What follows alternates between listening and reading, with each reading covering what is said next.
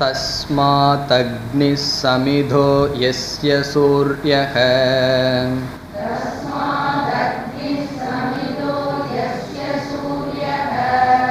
சோமாத் பர்ஜன்ய ஓஷதயः பிருதிவ்யாம்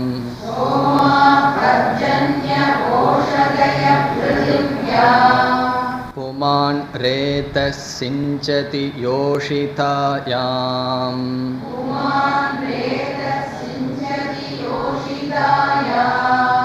பஹ்வி பிரஜா புருஷாத் சம்பிரசூதாः.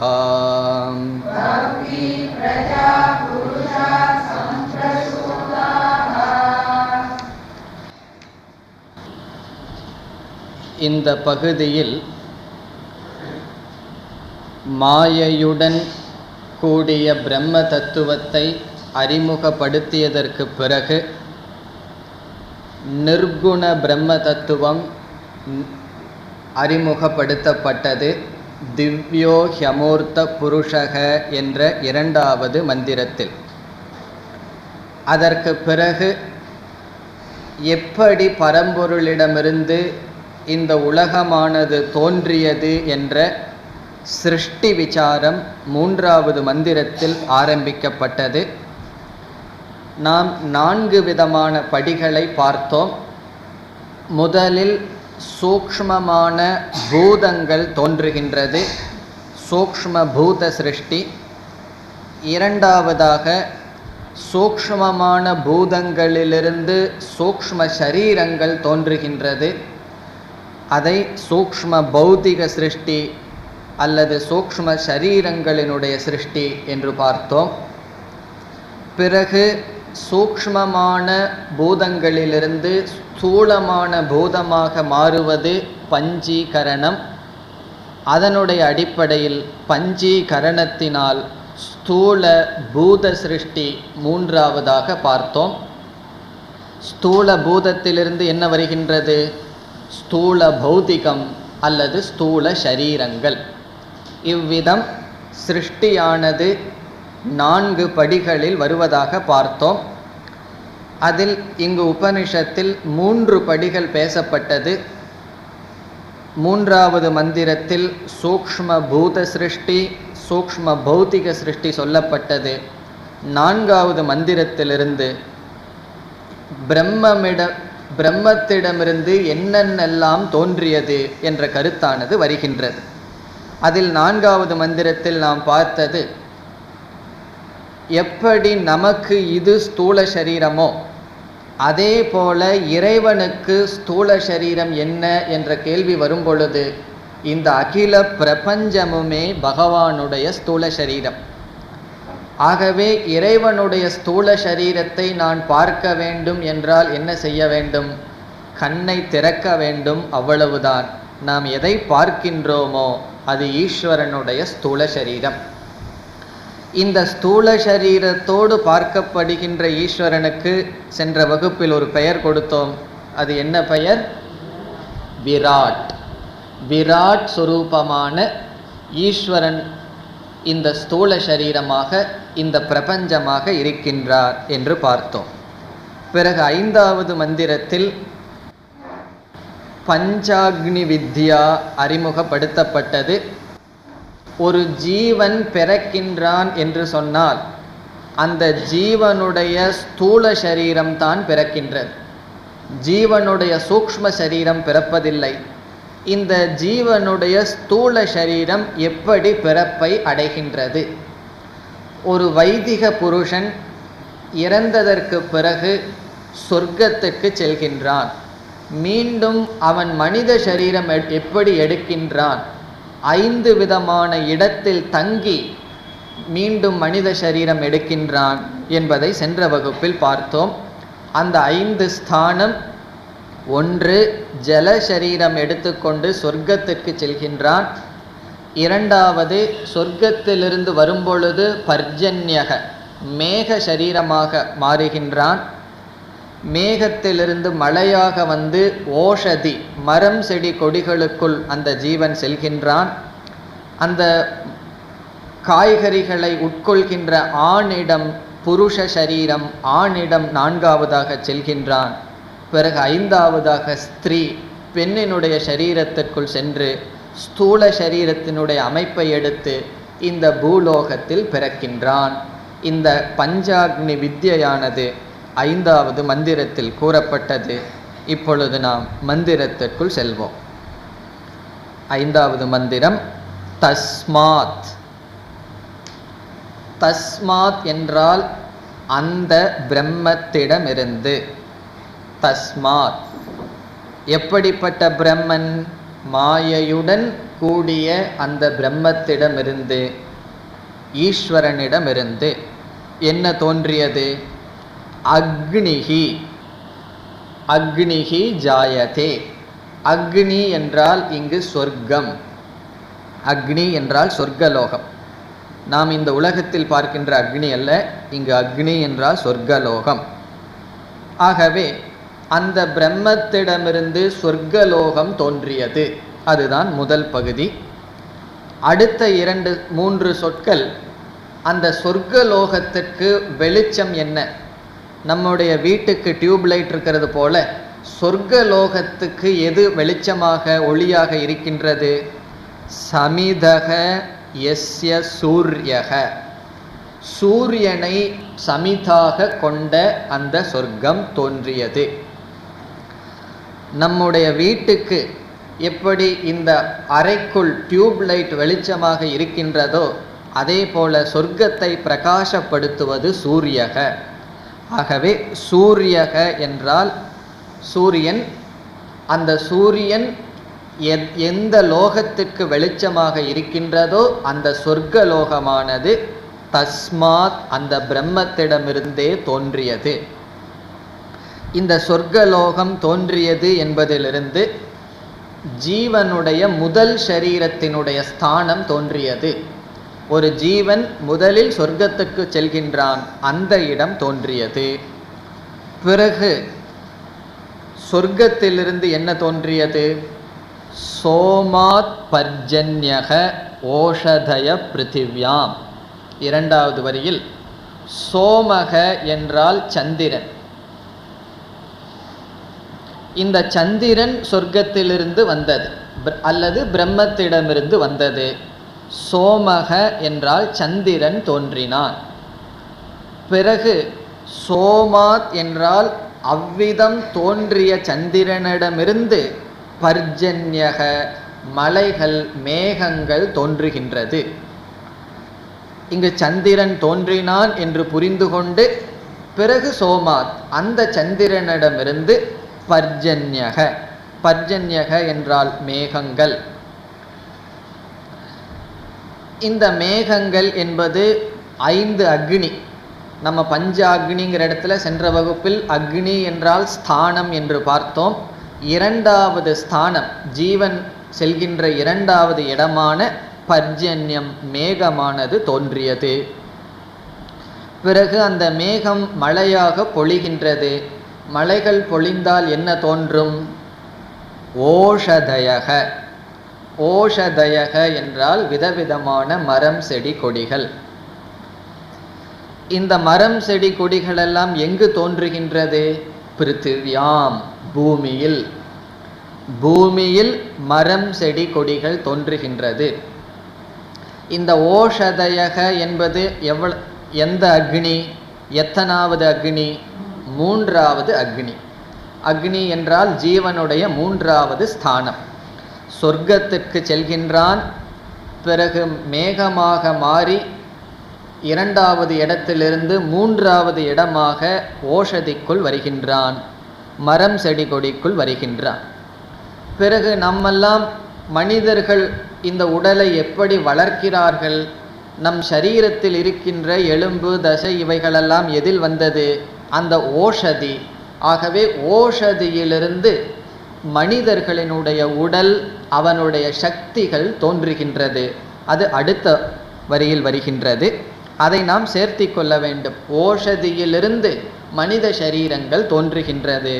அந்த மனித சரீரத்திற்குள், குறிப்பாக ஆண் சரீரத்திற்குள் மீண்டும் ஒரு சரீரத்தை உற்பத்தி செய்கின்ற சக்தியானதும் தோன்றுகின்றது. அந்த உற்பத்தியான சக்தியை மனிதன் என்ன செய்கின்றான்? மூன்றாவது வரியில் புமான் ரேத சிஞ்சதி யோஷிதாயாம். புமான் என்றால் மனிதன், இங்கு ஆண். ரேதக என்றால் அவனுடைய சக்தியை. ரேதஸ், மனிதனுக்கு உடலில் சக்தி எப்படி வந்தது? அவன் ஓஷதிகளை, உணவை உட்கொள்வதனால் அந்த ஓஷதியிலிருந்து உருவான சக்தியை ஆண் என்ன செய்கின்றான்? யோஷிதாயாம் சிஞ்சதி. யோஷிதாயாம் என்றால் ஸ்திரீ, பெண்ணுக்குள் சிஞ்சதி கொடுக்கின்றான். இங்கு ஆண் என்பது 4வது அக்னி, பெண் என்பது 5வது அக்னி. இந்த 3 வரியில் 5 விதமான அக்னியும் சொல்லப்பட்டது, 5 விதமான ஸ்தானமும் கூறப்பட்டது. பிறகு என்ன ஆகின்றது? பஹ்வீஹி பிரஜாஹா. பஹ்வீஹி என்றால் விதவிதமான, மனிதர்கள் மட்டுமல்ல, எவ்வளவோ விதமான ஜீவராசிகள் இந்த உலகத்தில் இருக்கின்றது. ஆகவே பஹ்வீஹி பிரஜாஹா, ஜீவராசிகள், உயிரினங்கள் எங்கிருந்து தோன்றியது? புருஷாத், அந்த பிரம்மத்திடமிருந்து சம்பிரசூதாகா தோன்றியது. சம்பிரசூதாகா என்றால் தோன்றியது, புருஷாத், அந்த புருஷனிடம் இருந்து. இந்த மந்திரத்தினுடைய சாரமான கருத்து என்ன? ஒரு ஜீவன் பிறக்கின்றான் என்றால் ஜீவனுடைய ஸ்தூல சரீரம்தான் பிறக்கின்றது. ஜீவனுடைய சூக்ஷ்ம சரீரமான மனம் ஏற்கனவே பிறந்துள்ளது. ஆகவே பெற்றோர்கள் நமக்கு ஸ்தூல சரீரத்தை தான் கொடுக்கின்றார்கள். இந்த 5 விதமாக ஜீவன் சென்று வருகின்றான் என்றால் நமக்கு தெரியாது. ஒரு ஜீவன் மிருக சரீரம் எடுக்கும் பொழுது இதே 5 விதமாக செல்கின்றானா, அல்லது மற்ற சரீரம் எடுக்கும் பொழுது இந்த பஞ்சாக்னி வித்தை மூலமாக செல்கின்றானா என்று நமக்கு தெரியாது. ஒரு ஜீவன் நல்ல கர்மங்களை செய்தவன் சொர்க்கத்திற்கு சென்று மீண்டும் மனித சரீரம் எடுப்பவன் இவ்விதம் வருகின்றான் என்று மட்டும் சாஸ்திரம் கூறுகின்றது. இதில் எல்லாம் அவ்வளவு நமக்கு தாற்பயம் இல்லை. பிறகு ஏனென்றால் இதே அத்தியாயத்தில் கடைசி ஸ்லோகம் 10வது ஸ்லோகத்தில் என்ன செய்ய போகிறோம்? இதெல்லாம் கிடையாது, மித்தியா என்று சொல்ல போகின்றோம். அதனால் இது எந்த அளவுக்கு உண்மை, இது எவ்வளவு தூரங்கிற ஆராய்ச்சி நமக்கு அவ்வளவு அவசியம் இல்லை. இனி நாம் 6வது மந்திரத்திற்குள் செல்வோம். தஸ்மாத் த்ரிஜஸ் சாம யஜுகும்ஷீம்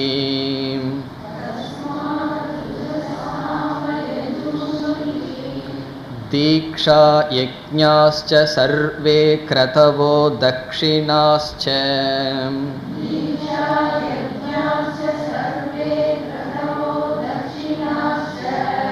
சம்வத்சரஸ்ச யஜமானஸ்ச லோகாஹ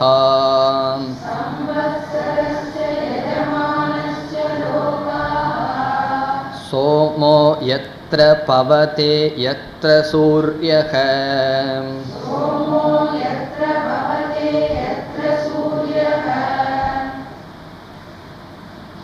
இந்த பகுதியில் 3வது மந்திரத்திலிருந்து 9வது மந்திரம் வரை விதவிதமான பொருள்கள் பிரம்மத்திடமிருந்து வந்தது என்பதுதான் சாரம். இந்த 6வது மந்திரத்தில் விதவிதமான கர்மங்கள், கர்மத்திற்கான சாதனைகள், அந்த சாதனையினால் அடையப்படுகின்ற லோகங்கள் பிரம்மத்திடம் இருந்து வந்தது என்று சொல்லப்படுகிறது. கர்மங்கள், கர்மத்தை செய்யும் சாதனைகள், கர்ம கர்ம சாதனானி கர்ம பலானி லோகாஹா, கர்மத்தினுடைய பலங்களான லோகங்கள் இந்த பிரம்மத்திடமிருந்தே வந்தது. அதுதான் சாரம். கர்மங்கள் என்றால் என்ன? விதவிதமான யாகங்கள், யஜ்ஞங்கள், இவைகளெல்லாம். அந்த கர்மத்திற்கு சாதனை என்ன? அஷ்டாதசோக்தம் அவரம் கர்ம என்றெல்லாம் படித்துள்ளோம். கர்மத்திற்கு சாதனை மந்திரங்கள், யஜமானன், ரித்துவிக், திரவியங்கள் இவைகள். இந்த கர்மத்தினால் அடையப்படும் லோகங்கள் என்ன? பிரம்மலோகம், சொர்க்கலோகம், இப்படிப்பட்ட லோகங்கள். இவைகள் எல்லாமே அந்த பிரம்மத்திடமிருந்து வந்தது. விதவிதமான கர்மங்கள், கர்மத்துக்குரிய சாதனைகள், அந்த சாதனையினால் அடையப்படுகின்ற லோகங்கள் பிரம்மத்திடமிருந்து வந்தது. இங்கு பிரம்ம என்றால் நாம் எப்படி புரிந்து கொள்கின்றோம்? மாயையுடன் கூடிய பிரம்மத்திடமிருந்து வந்தது. இப்பொழுது மந்திரத்திற்குள் செல்லலாம். தஸ்மாத், தஸ்மாத் அக்ஷராத், அந்த பிரம்மத்திடமிருந்து என்னென்னமெல்லாம் தோன்றியது? முதலில் கர்மத்துக்கு முக்கியமான சாதனை என்ன? வேத மந்திரங்கள். வேதத்தினுடைய மந்திரங்களை சொல்லித்தான் கர்மம் செய்ய முடியும். ஆகவே கர்மத்திற்கு சாதனையாக இருக்கின்ற எல்லா வேதங்களும் தோன்றியது. ரிச்சக, ரிச்சக என்றால் ரிக்வேதம், சாம என்றால் சாமவேதம், யஜூகும்ஷி யஜுர்வேதங்கள். இந்த 3 வேதங்களும் தோன்றின.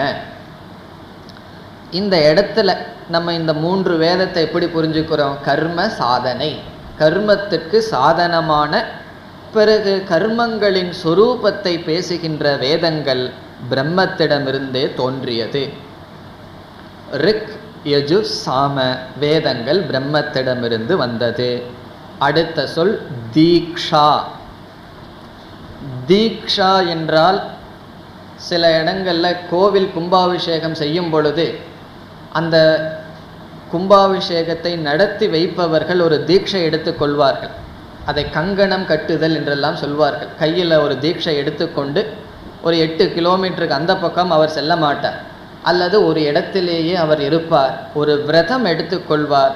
இந்த காரியம் முடிக்கும் வரை நான் இந்த விரதத்தை அனுஷ்டானம் செய்வேன். அப்படிப்பட்ட விரதத்துக்குத்தான் தீக்ஷா என்று பெயர். இங்கு தீக்ஷா என்றால் யாகம் செய்வதற்காக எடுத்துக்கொள்ளப்படுகின்ற விரதம், நியமங்கள். விதவிதமான நியமங்கள் எல்லாம் அந்த பிரம்மத்திடமிருந்தே தோன்றியது. பிறகு யக்ஞாஹா, யக்ஞங்கள் பிரம்மத்திடமிருந்தே தோன்றியது.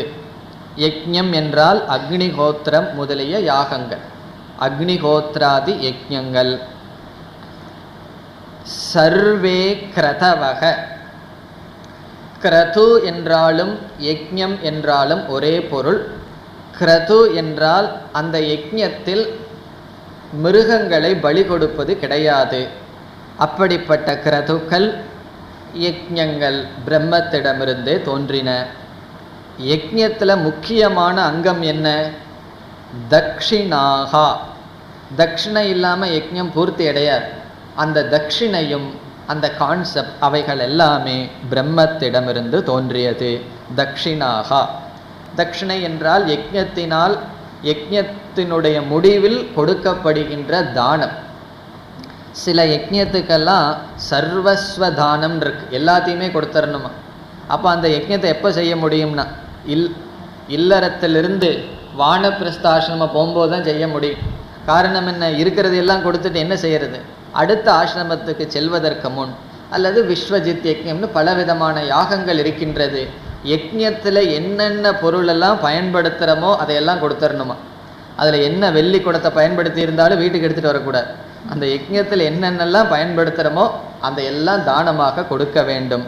அப்படிப்பட்ட விதவிதமான தட்சிணைகள் எல்லாம் அந்த பிரம்மத்திடமிருந்து தோன்றியது.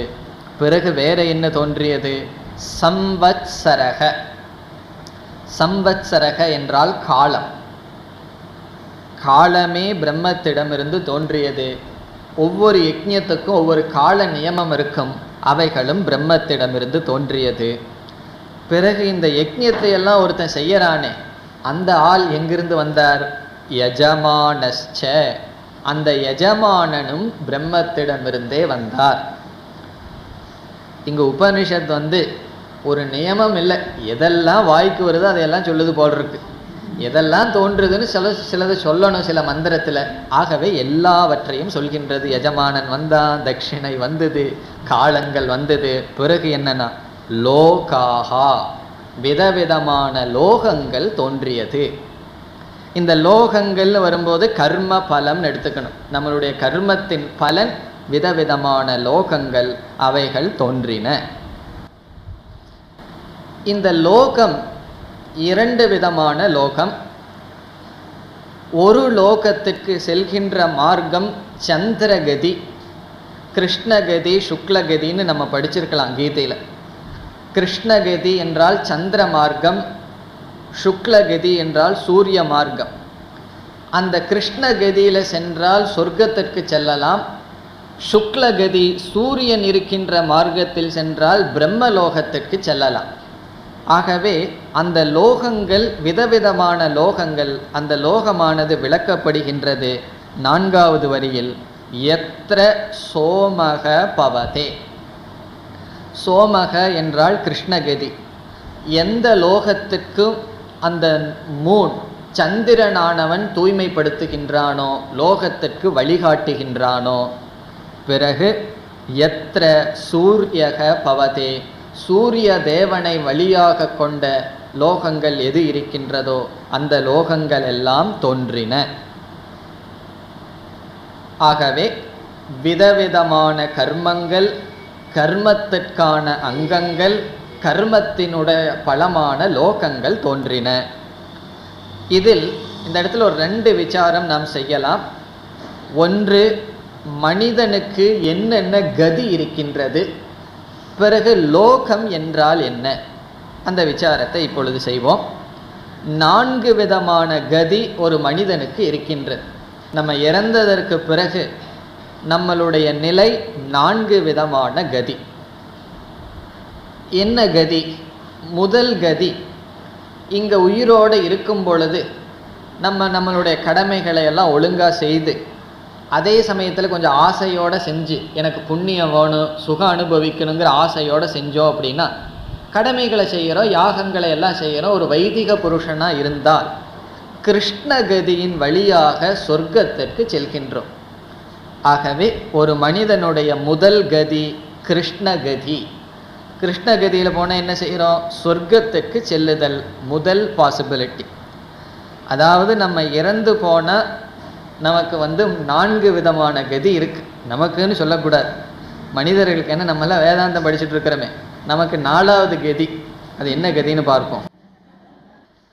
ஒரு மனிதன் ஒழுங்காக இருந்து நேர்மையாக இருந்து யாகமெல்லாம் செய்துட்டு இருந்தால் கிருஷ்ணகதி வழியாக எங்கு செல்கின்றான்? சொர்க்கத்திற்கு செல்கின்றான்.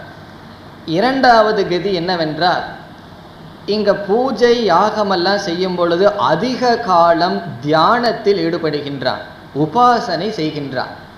அந்த கர்மத்தோட சில உபாசனைகள் எல்லாம் செய்தால் அந்த உபாசனையின் பலனாக சுக்லகதி வழியாக பிரம்மலோகத்திற்கு செல்கின்றான். இப்போ 2வது சுக்லகதி.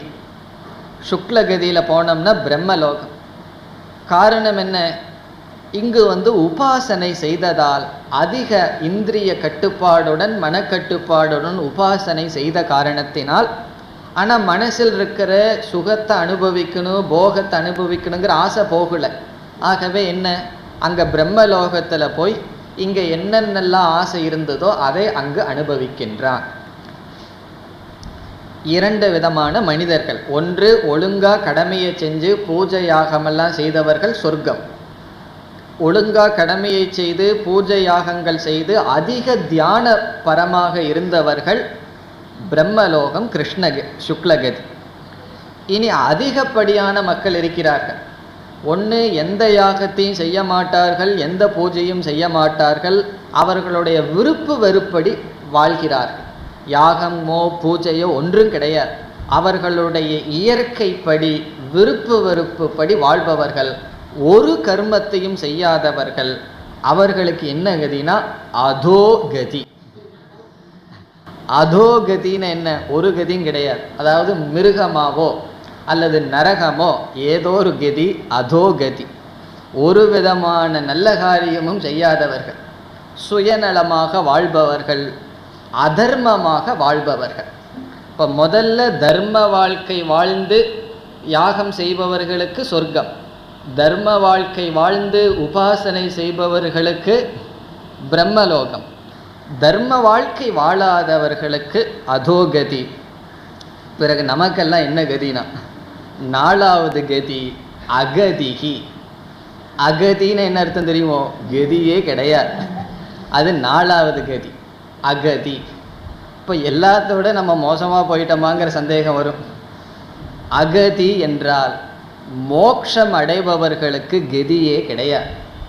ஞானம் அடைஞ்சாச்சுன்னு வச்சுக்குவோம், மோட்சம் அடைந்து விட்டால் அவர்கள் சுக்லகதியிலையும் போகமாட்டார்கள், கிருஷ்ணகதியும் கிடையாது, அதோகதியும் கிடையாது.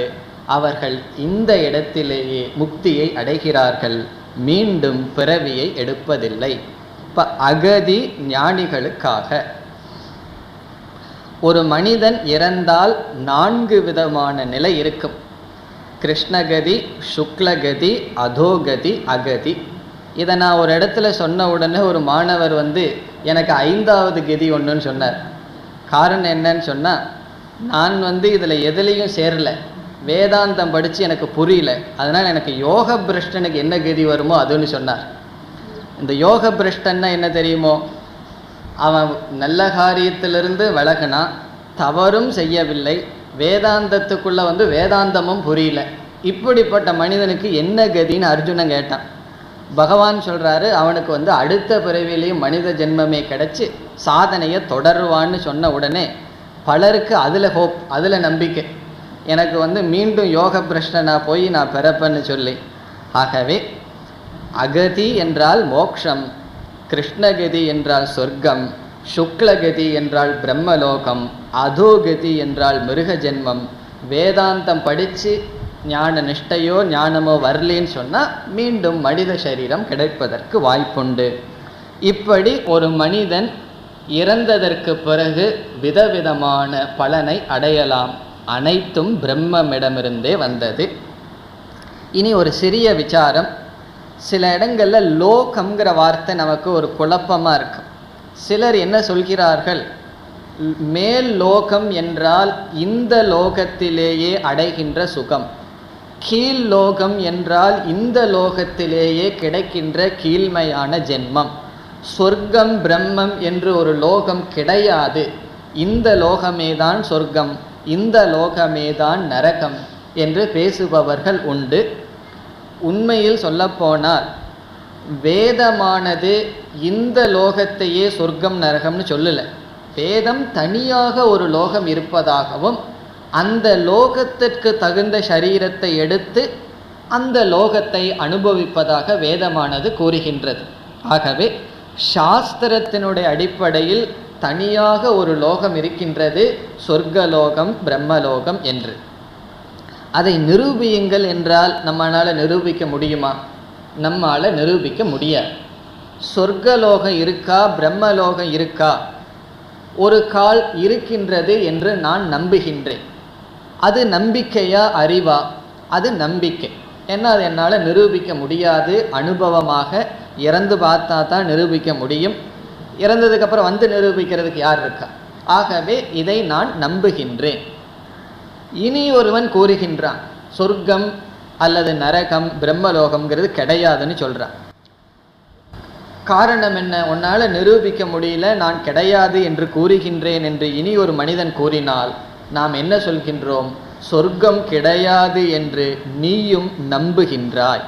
அந்த இல்லைங்கிறத பார்த்துட்டு வந்தானா அவனுக்கு ஒரு நம்பிக்கை இல்லைன்னு சொல்லி, எனக்கு ஒரு நம்பிக்கை இருக்குன்னு சொல்லி, என்னுடைய நம்பிக்கைக்கு வேதம்ங்கிறது ஆதாரம், அவனுடைய நம்பிக்கைக்கு ஆதாரமே கிடையாது.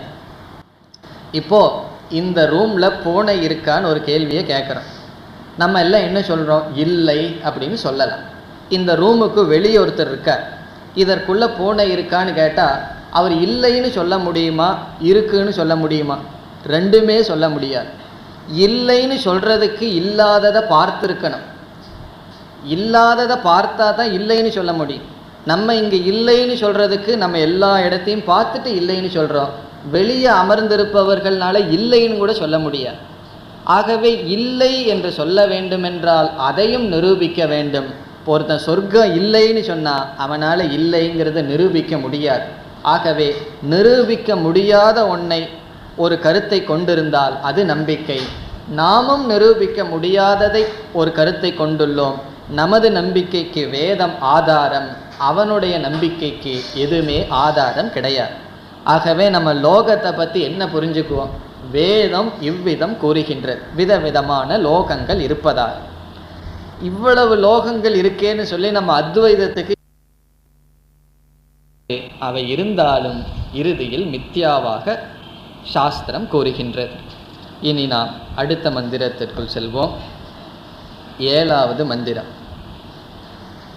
தஸ்மாச்ச தேவா பகுதா சம்பிரசூதாக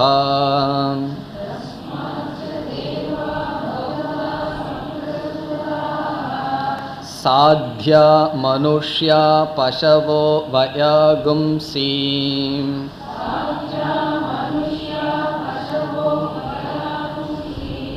பிராணாபானோ வ்ரீஹியவோ தபஸ்ச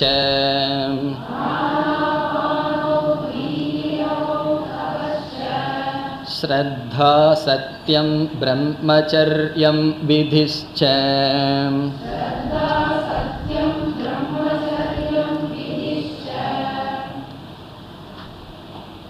விதவிதமான ஜீவராசிகள், அந்த ஜீவராசிகளினுடைய உணர்வுகளும் பிரம்மத்திடமிருந்தே தோன்றியது.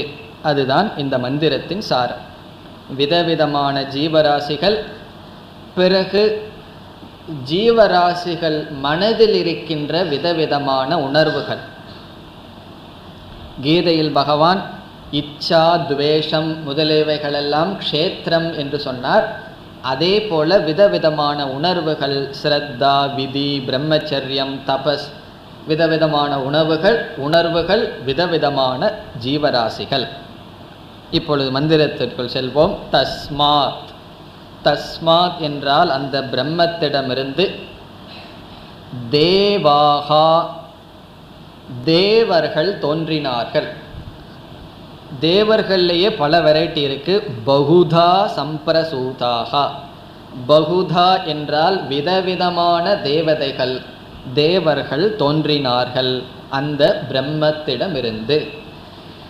பகுதா சம்பிரசூதாகா, விதவிதமான தேவதைகள் தோன்றினார்கள். நம்ம மதத்தில் பல கடவுள் இருக்குங்கிறது பலருக்கு ஒரு குறை. அதுதான் நம்ம மதத்தினுடைய மேன்மையே. காரணம் என்ன? பகவானுடைய எல்லா வெளிப்பாடும் பகவான் தான். ஆகவே பகவான் விதவிதமான தேவதைகளாக, சக்திகளாக இந்த உலகத்தில் காட்சியளிக்கின்றார். பிறகு சாத்யாகா. சாத்யாகா என்றால் தேவதா விசேஷம், ஒரு விதமான தேவதைகளுக்கு சாத்யாகா. கந்தர்வகனெல்லாம் பலவிதமான தேவர்கள் நம்ம சொல்கிறோமே, அதுபோல் சாத்யாகா என்றால் ஒரு விதமான தேவதைகள். பிறகு மனுஷ்யாகா, நம்ம எல்லாம் மனிதர்கள்.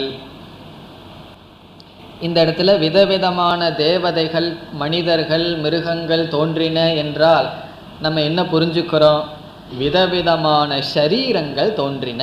ஜீவராசிகள் தோன்றின என்றால் ஜீவராசிகளினுடைய ஷரீரம் தோன்றியது, ஷரீரத்திற்கு தகுந்த மனம். பிறகு பசவக. பசவக என்றால் மிருகங்கள், விதவிதமான மிருகங்கள் தோன்றின. வயாகும்சி. வயாம்சி என்றால் பறவைகள், விதவிதமான பறவைகள் தோன்றின. 3வது வரியில் பிராணாபானவ். பிராண அபானன். நம்ம தோன்றிய உடனே என்ன செய்ய ஆரம்பிச்சிடுறோம்? பூமிக்கு வந்த உடனே மூச்சுட ஆரம்பிச்சிடுறோம். கடைசி வரைக்கும் அதை விட்டுட்டே இருக்கும். அது எப்படின்னா, அதுவும் பிரம்மனிடமிருந்தே தோன்றியது. பிராண அபானவ். பிராணனுடைய செயல்பாடுகள், அந்த தத்துவமெல்லாம் பிரம்மத்திடமிருந்தே தோன்றியது. பிறகு ஒரு மனிதன் அல்லது ஜீவராசி உலகத்துக்கு வந்த உடனே எதை தேடுகின்றான்? உணவை தேடுகின்றான். அந்த உணவெல்லாம் பிரம்மத்திடம் வந்தது. விரீஹி யவௌ. விரீஹி என்றால் நெல், யவௌ யவக என்றால் பார்லி முதலிய அனைத்தும் பிரம்மத்திடமிருந்தே தோன்றியது.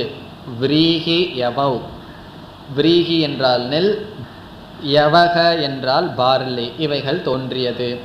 பிறகு விதவிதமான பாவனைகள் தோன்றியது என்று அடுத்தது கூறப்படுகின்றது.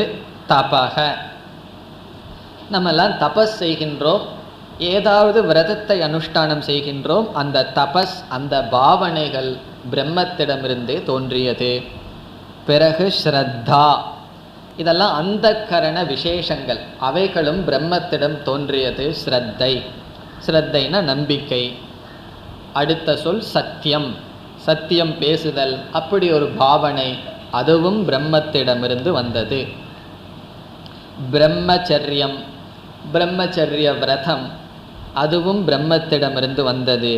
இறுதியாக விதிஹி, விதி என்றால் நம்முடைய கடமைகள், டியூட்டிஸ், அல்லது விதவிதமான யாகங்கள் செய்வதற்கான விதிகள், முறைகள், வாழ்க்கை முறை. சமுதாயத்தில் ஒரு முறை இருந்தால் தானே மனிதர்கள் சேர்ந்து வாழ முடியும். அந்த முறைகள் எல்லாம் பிரம்மத்திடமிருந்தே தோன்றியது. இனி 8வது மந்திரம்.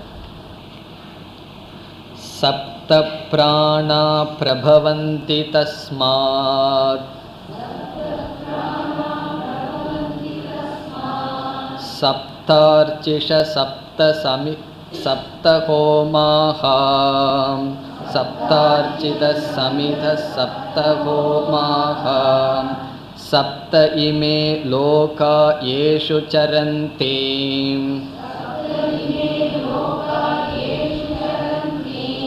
பிராணா குஹாஷயா நிஹிதா சப்த சப்த.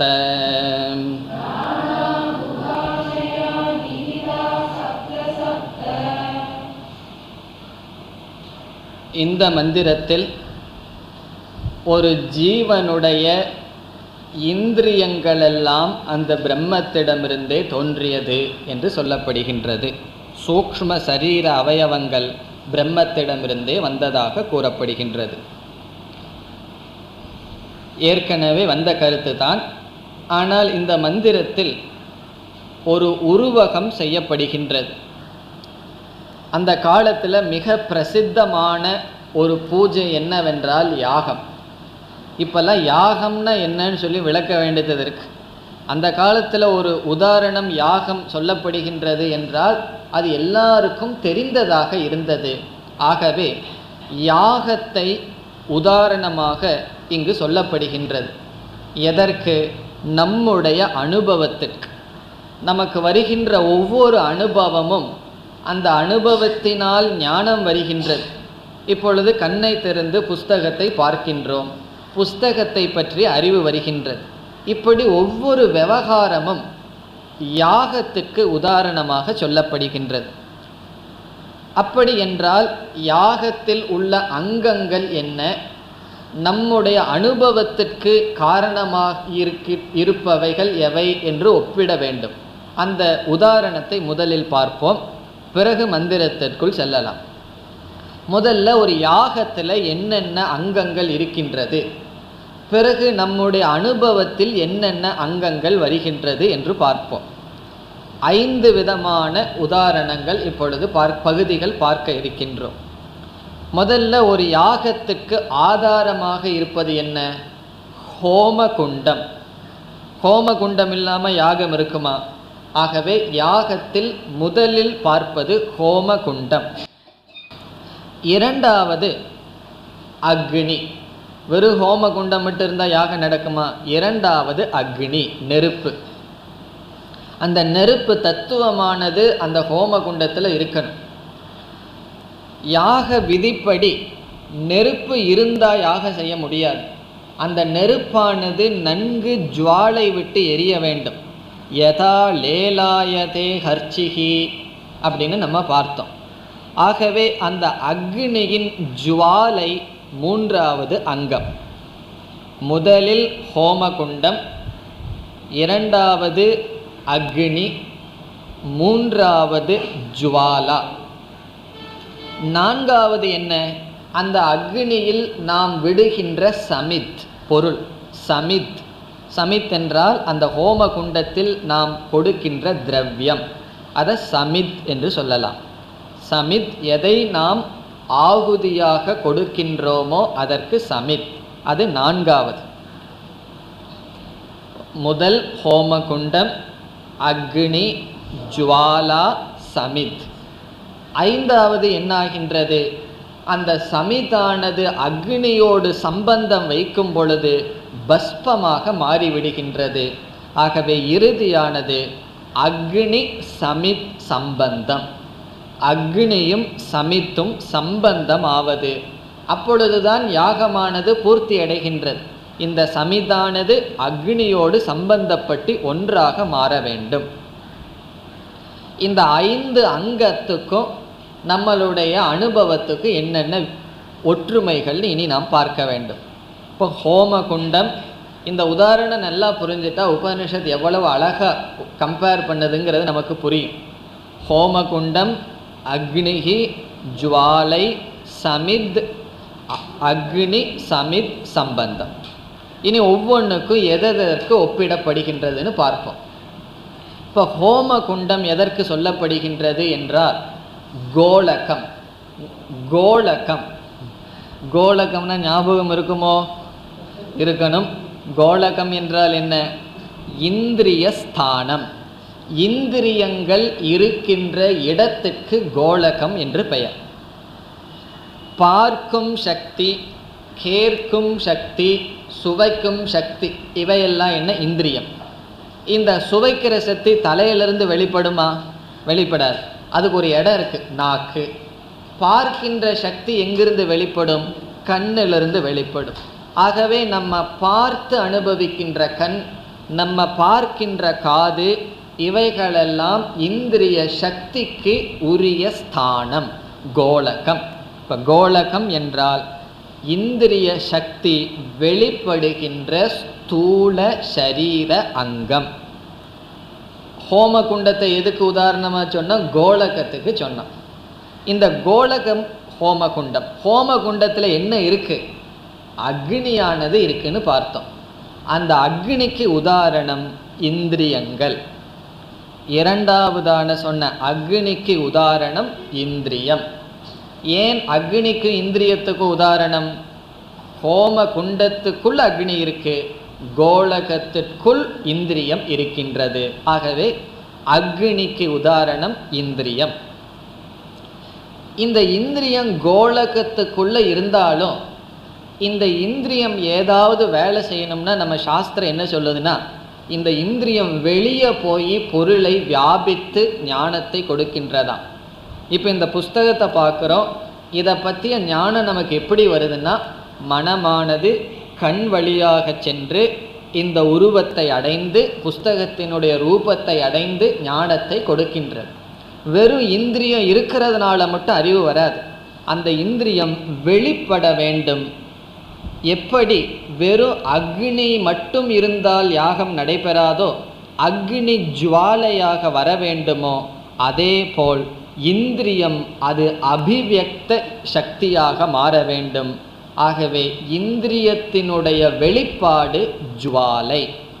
ஞானத்தை அடைவதற்கு இந்திரியம் தயாராக இருக்கின்ற நிலை ஜுவாலா. அபிவியக்த சக்திகி. ஜுவாலாவுக்கு நம்ம உதாரணம் சொல்வது இந்திரிய அபிவியக்த சக்திகி. அபிவியக்தம் என்றால் வெளிப்படுத்தப்பட்ட சக்தி. இந்திரியம் வெளிப்படுத்தப்பட்டு ரெடியாக இருக்கின்ற சக்தி. இப்போ மூன்றுக்கும் சரியா வருதான்னு நம்ம பார்த்துட்டு வரணும். கோலகம், ஹோமகுண்டம். ஹோமகுண்டத்திற்குள் அக்னி இருப்பது, அந்த அக்னி இந்திரியம். காரணம், கோலகத்தில் இந்திரியம் இருக்கின்றது. மூன்றாவதாக அந்த அக்னி ஜுவாலையாக மாறினால்தான் யாகம் நடக்கும். அதே போல இந்திரிய சக்தி வெளிப்பட வேண்டும். அப்படி வெளிப்படுவது மூன்றாவது உதாரணம். நான்காவது என்ன பார்த்தோம்? சமித். ஏதாவது விஷயத்தை எடுத்து அக்னிக்குள்ள போடணும். அதே போல இந்திரியங்களினுடைய விஷயங்கள் சமித். இங்கு லோக பதார்த்தாக வெளியிலுள்ள பொருள்களெல்லாம் விஷயம் நான்காவதாக சொல்லப்படுகின்றது. ஆகவே விஷயாகா, விஷயங்கள். விஷயங்கள் என்றால் என்ன? நம்ம பார்க்கிற ரூபம், சப்தம், சுவை இவைகள் எல்லாமே விதவிதமான விஷயங்கள். இந்த உலகத்தில் உள்ள பொருள்கள் எல்லாம் சமித்தாக சொல்லப்படுகின்றது. எப்படி இவ்விதம் ஒப்பிடுவதற்கு என்ன காரணம்? இந்த சமித்தை எடுத்து என்ன செய்யறோம்? அந்த ஜுவாலையில் விடுறோம். அதே போல உலகத்தில் உள்ள விஷயங்கள் அந்த இந்திரியங்களில் விழுகின்றது. இந்த ரெடியா இருக்கிற இந்திரியத்தில் உலகத்தினுடைய விஷயங்கள் வந்து விழுகின்றது. இப்படி கோலகத்தில் இருக்கின்ற இந்திரியம் தயாரான நிலையில் வந்து விஷயங்கள் இந்திரியத்தில் விழுந்தால் ஹோமத்தினுடைய பலன் என்ன? அந்த சம்பந்தத்தினுடைய பலன் என்ன? இறுதியில் அந்த அக்னியும் அக்னியினுடைய ஜுவாலையும் அல்லது சமித்தும் சேரும் பொழுது ஹோமம் வருவது போல இங்கு என்ன நடக்கின்றது? விஷயங்கள் இந்திரியத்தில் விழும்பொழுது ஞானம் ஏற்படுகின்றது. ஆகவே ஐந்தாவது ஞானம். அக்னி சமித், அக்னின ஜுவாலை சமித் சம்பந்தம் வைக்கும் பொழுது ஹோமம் பூர்த்தியாகின்றது. அதே போல விஷயங்கள் இந்திரியத்தோடு சேரும் பொழுது என்ன ஏற்படுகின்றது? ஞானம் ஏற்படுகின்றது. இப்போ ஐந்துக்கும் 5 விதமான உதாரணத்தை பார்த்தோம். எவைகள்? ஹோமகுண்டம் கோலகம், அக்னி இந்திரியம், ஜுவாலா அபிவியக்த சக்திகி, சமித் விஷயங்கள் பொருள்கள், சம்பந்தம் ஞானம். இதுதான் இந்த மந்திரத்தில் கூறப்படுகின்றது. இந்த மந்திரத்தில் நம்முடைய அனுபவத்தை ஒரு ஹோம குண்டத்திற்கு உதாரணமாக சொல்லப்படுகின்றது. இங்கு என்ன செய்யப்படுகின்றது என்றால், சாதாரணமாக இந்திரியம்னு சொன்னால் எவ்வளவு இந்திரியங்கள்? ஞானேந்திரியங்கள் எவ்வளவு? 5 தான் நம்ம சொல்லுவோம் சாதாரணமாக. இங்கு உபனிஷத் என்ன செய்கின்றது?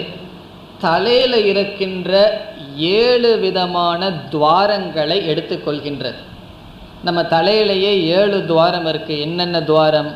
2 கண்கள், 2 காது, பிறகு 2 மூக்கு, கடவுளுக்கு நன்றி சொல்லணும், ஒரு வாயை கொடுத்துருக்க. அப்படி 7 விதமான துவாரங்கள் இருக்கின்றது. இந்த 7 விதமான துவாரங்களை மட்டும் எடுத்துட்டோம் அப்படின்னா ஸ்பர்ஷ இந்திரம்ங்கிறது விடுபட்டு போகுது. ஆகவே அதையும் நம்ம சேர்த்தி கொள்ள வேண்டும். கண், காது, மூக்கு, வாய், இந்த 7 விதமான துவாரங்களை எடுத்துக்கொண்டு சப்த பிராணாகா என்றால் 7 விதமான இந்திரியங்கள் என்று சொல்லப்படுகின்றது. இதனுடைய சாரம் என்ன தெரியுமோ? எல்லாம் பிரம்மனிடமிருந்து வந்தது தான். உபனிஷத் அப்படி சொல்லுது. இப்போ எல்லா இந்திரியங்களும் பிரம்மனிடமிருந்து வந்தது. அதில் 7 விதமான இந்திரியங்கள். இந்த மந்திரத்தில் இந்திரியம் என்ற சொல்லுக்கு பதிலாக பிராணன் என்ற சொல் பயன்படுத்தப்படுகின்றது. நமக்கு 3 காலம் வரப்போகுது. இந்த 5 பார்த்தோம். இந்த 5 நம்ம எப்படி புரிஞ்சுக்கணும்னா, அக்னிக்கு என்னென்னு பார்த்துட்டோம். இரண்டாவது நம்முடைய அனுபவத்திற்கு என்னென்னு பார்க்கையில் கோலகம், இந்திரிய சக்தி, விஷயம், ஞானம்னு பார்த்தோம்.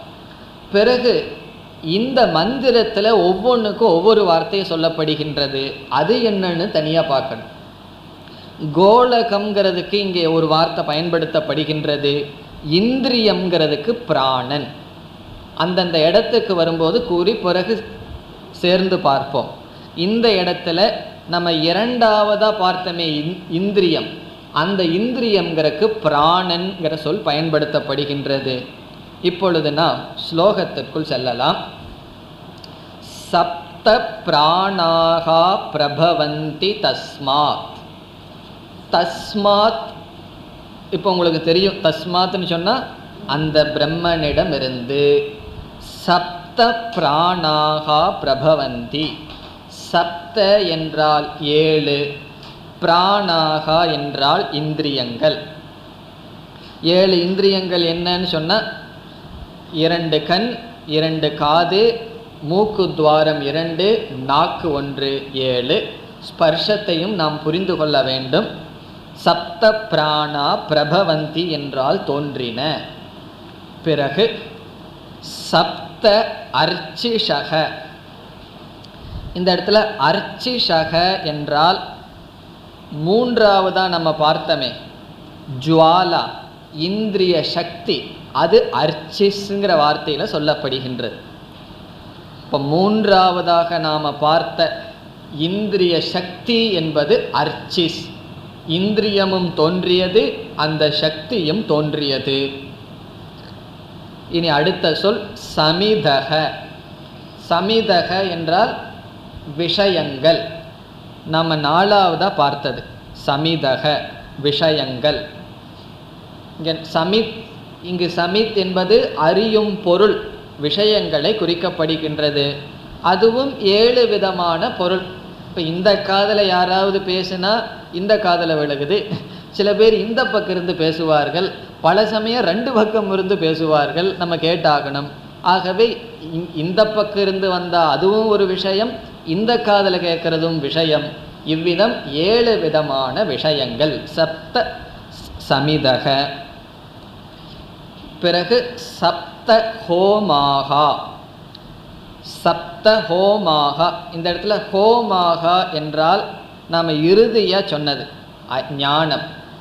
7 விதமான ஞானம், அறிவு. இப்போ நீங்கள் 5 எழுதி இருப்பீர்கள். அது எந்தெந்த இடத்துல எதை போட்டுக்கணும்னு சொன்னால், முதல்ல கோலகம்ங்கிற இடத்துல உபனிஷத் லோகம்ங்கிற வார்த்தையை பயன்படுத்த போகுது அடுத்த சொல்லல. இப்போ அந்த 5ஐயும் பார்த்துருவோம். கோலகம்னு நாம் சொன்னதை இங்கு மந்திரத்தில் லோகாகா என்ற வார்த்தையில் சொல்லப்படுகின்றது. இந்திரியம் என்று நாம் பார்த்தது இந்த மந்திரத்தில் பிராணாகா என்ற சொல்லில் குறிப்பிடப்படுகின்றது. அபிவியக்த சக்திகின்னு பார்த்தோம், இந்திரியம் வெளிப்படுகின்ற சக்திகின்னு பார்த்தோம். அந்த மூன்றாவது கருத்தை இந்த மந்திரத்தில் அர்ச்சிஹி அர்ச்சிஷக என்ற சொல்லால் குறிப்பிடப்படுகின்றது. விஷயங்கள் என்று 4வதாக பார்த்தோம், அது இங்கு சமித் என்ற சொல்லில் சொல்லப்படுகின்றது. இறுதியாக ஞானம் என்று பார்த்தோம், அது இங்கு ஹோமாகா என்று சொல்லப்படுகின்றது.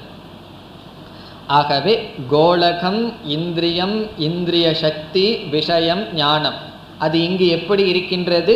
லோகாகா, பிராணாகா, அர்ச்சிஹி, சமித், ஹோமாகா என்ற விதத்தில் சொல்லப்படுகின்றது. இப்போ முதல் 2 வரியில் மீதி 4 வந்தாச்சு. சப்த பிராணாகா 7 இந்திரியங்கள், அர்ச்சிஷக இந்திரிய சக்திகள், சமிதக அறியப்படும் பொருள்கள், ஹோமாகா அறிவு. இப்போ ஹோமாகா அறிவு, சமிதக அறியப்படும் பொருள், அர்ச்சிஷக அறியும் சக்தி, பிராணாகா அறியும் இந்திரியம். இனி கடைசி வரியில் லோகாகாங்கிற வார்த்தை அறிமுகப்படுத்தப்படுகின்றது. சப்த இமே லோகாகா. சப்த என்றால் 7, இமே என்றால் இந்த, லோகாகா என்றால் இந்திரிய கோலகம், இந்திரியம் இருக்கின்ற இடம் கோலகம். இதெல்லாம் சொன்னதுக்கப்புறம் எதுக்கு இதெல்லாங்கிற மறந்து போயிடக்கூடாது. இது எதுக்கு நம்ம இதெல்லாம் பார்த்தோம்? நம்மளுடைய அனுபவம், நம்ம சாதாரண அனுபவம் ஒரு யாகத்துக்கு உதாரணமாக சொல்லப்படுகின்றது. அவைகளெல்லாம் பிரம்மத்திடமிருந்தே வந்தது. சப்த இமே லோகாகா. இமே லோகாகா இந்த கோலகங்களும் பிரம்மத்திடமிருந்தே வந்தது. ஆகவே சப்த இம லோகாகா சந்தி. அதற்கு அடுத்தது எப்படி பார்க்க வேண்டும்? ஏஷு. ஏஷுங்கிற வார்த்தைக்கு பொருள் சப்த லோகேஷு. இந்த 7 விதமான கோலகத்தில் என்ன இருக்கின்றது? இப்போ ஹோமகுண்டத்தில் என்ன இருக்கும்? அக்னி. கோலகத்தில் என்ன இருக்கின்றது? இந்திரியங்கள் இருக்கின்றது. இந்திரியங்கள் நகர்ந்து கொண்டிருக்கின்றது. அந்த கருத்து தான் சொல்லப்படுகின்றது. ஏஷு கோலகேஷு பிராணாகா சரந்தி. ஏஷு சரந்தின்னு இருக்கு. ஏஷு என்றால் எந்த இந்த 7 கோலகத்திற்குள், பிராணாகா என்றால் இந்திரியங்கள், சரந்தி இந்திரியங்கள் செயல்படுகின்றனவோ.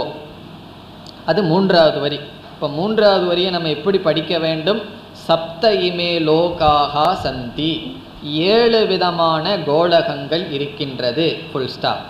ஏஷு, அந்த 7 விதமான கோலகங்களுக்குள் பிராணாகா சரந்தி, பிராணனானது செயல்படுகின்றது.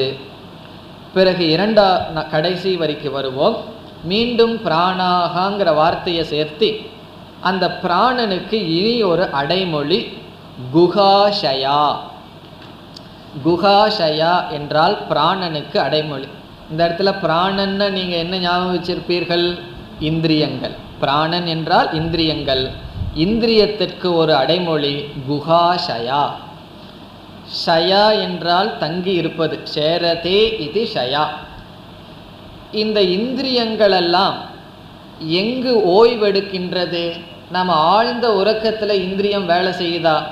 வேலை செய்கிறதில்லை. தூங்கிட்டு இருக்கும்போது இந்திரியங்கள் எல்லாம் ஓய்வெடுக்கின்றது. அந்த கரணத்தில் மனதில் ஓய்வெடுக்கின்றது. எப்படி இந்திரியத்திற்கு கோலகம் இருக்கும்னு சொன்னமோ அதே போல மனசுக்கு கோலகம் இருக்கு. அது நம்மளுடைய குஹா ஹிருதயம். அந்த ஹிருதயத்தில் இந்திரியங்கள் எல்லாம் ஓய்வெடுக்கின்றது. அதுதான் சொல்லப்படுகின்றது குஹாஷயாகா பிராணாகா. இப்போ இந்த இடத்துல குஹா என்றால் குஹாயாம் ஹிருதயே, அந்த ஹிருதயத்தில் எப்பொழுது? ஸ்வாபகாலே, ஆழ்ந்து உறங்கும் பொழுது.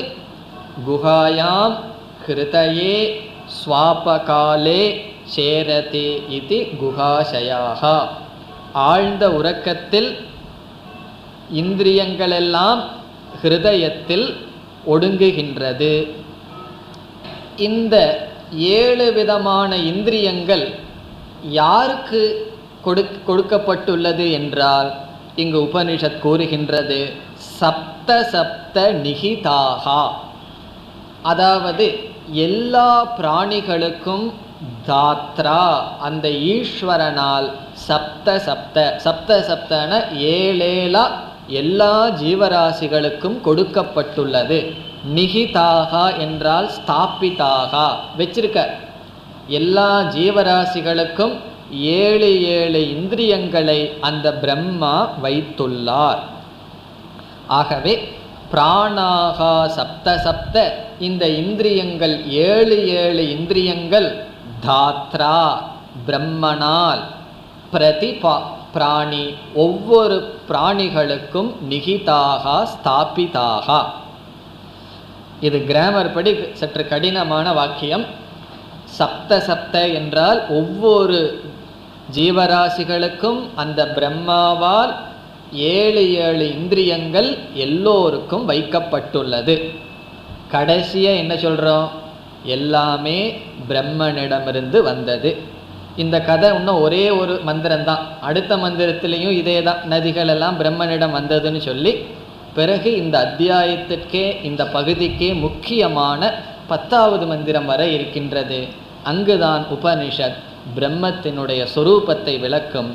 அவைகளை அடுத்த வகுப்பில் பார்ப்போம்.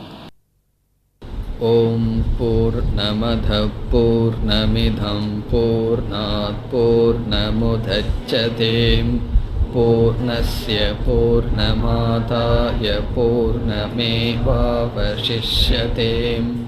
ஓம் சாந்தி சாந்தி சாந்தி.